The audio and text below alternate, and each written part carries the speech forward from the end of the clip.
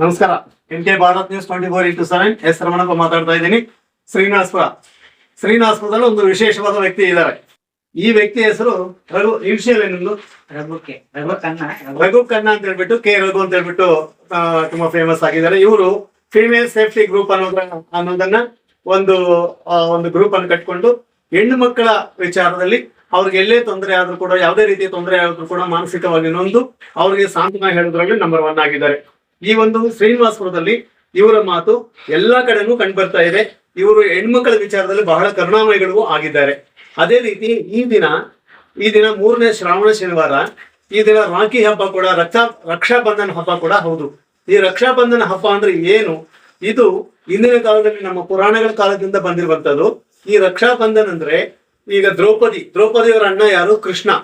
ಕೃಷ್ಣನಿಂದ ದ್ರೌಪದಿ ರಕ್ಷಾಬಂಧನ ಕಟ್ಟಿಸ್ಕೊಂಡು, ನನಗೆ ರಕ್ಷಣೆ ಕೊಡು, ನಿನಗೆ ರಕ್ಷಾಬಂಧನ ಕಟ್ತಾ ಇದ್ದೀನಿ, ನನ್ನನ್ನು ಕಾಪಾಡು ಅಂತ ಹೇಳ್ಬಿಟ್ಟು ಕೃಷ್ಣನನ್ನು ಕೇಳ್ಕೊಳ್ತಾಳೆ.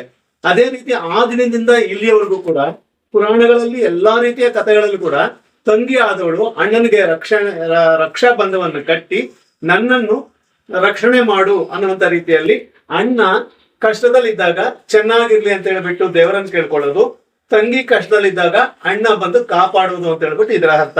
ಈ ಹಬ್ಬವನ್ನ ಸಾಂಸ್ಕೃತಿಕವಾಗಿ ನಮ್ಮ ಹಿಂದೂಗಳು ಪರಿಪಾಲನೆ ಮಾಡ್ತಾ ಇದ್ದಾರೆ. ಅದೇ ರೀತಿ ನಮ್ಮ ರಘು ಖನ್ನಾ ಅವರು ಕೂಡ ಅವರ ಮನೆಯಲ್ಲಿ ನಿನ್ನೆ ವರಲಕ್ಷ್ಮಿ ಮಹಾಹಬ್ಬ ಪೂಜೆಯನ್ನು ಮಾಡಿ ಅವರ ಅಕ್ಕ ತಂಗಿಯರನ್ನು ಮತ್ತು ಬಂಧು ಬಳಗದವರನ್ನೆಲ್ಲ ಕರೆಸಿಕೊಂಡು ರಕ್ಷಾಬಂಧನ ಕಾರ್ಯಕ್ರಮದ ಹಬ್ಬವನ್ನು ಕೂಡ ಆಚರಿಸಿದ್ದಾರೆ.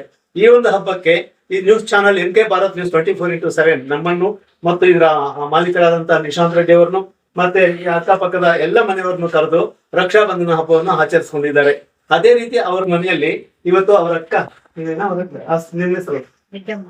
ರೆಡ್ಡಮ್ಮರವರು ಬಂದು ಮತ್ತು ಅವರ ಇವರು ಪತ್ನಿಯವರ ತಮ್ಮ ಹೆಸರು ಗಂಗಾ ಅವರು ಮತ್ತು ಮಗನು ಎಲ್ಲರೂ ಸೇರ್ಕೊಂಡು ಅವರ ಎದುರುಗಡೆ ಅವರ ಅಕ್ಕ ರಕ್ಷಾಬಂಧನವನ್ನ ರಕ್ಷೆಯನ್ನ ಅವರ ತಮ್ಮನಿಗೆ ಕಟ್ಟಲಿದ್ದಾರೆ. ಈಗ ಈ ಒಂದು ಕಾರ್ಯಕ್ರಮವನ್ನು NK ಭಾರತ್ ನ್ಯೂಸ್ 24x7 ಇಂದ ನಾವು ಬಿಡುಗಡೆ ಮಾಡ್ತಾ ಇದ್ದೀವಿ.